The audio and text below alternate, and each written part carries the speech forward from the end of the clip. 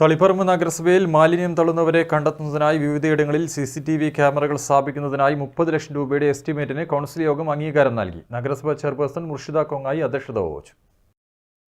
നിലാവ് പദ്ധതിയിൽ നഗരസഭയിൽ സ്ഥാപിച്ച തെരുവ് വിളക്കുകളുടെ വാർഷിക പരിപാലനത്തിനുള്ള ടെൻഡർ നടപടികൾക്ക് ബുധനാഴ്ച ചേർന്ന കൗൺസിൽ യോഗം അംഗീകാരം നൽകി. തെരുവ് വിളക്കുകളുടെ പരിപാലനം കാര്യക്ഷമമായി നടത്തുന്നതിനുള്ള ഇടപെടൽ ഭരണസമിതിയുടെ ഭാഗത്തുനിന്ന് ഉണ്ടാകണമെന്ന് പ്രതിപക്ഷ കൗൺസിലർമാരും ആവശ്യപ്പെട്ടു.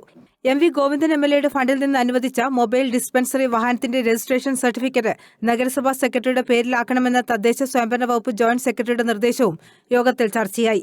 മൊബൈൽ ഡിസ്പെൻസറിയുടെ ചുമതല തളിപ്പറമ്പ് നഗരസഭയ്ക്കാണ്.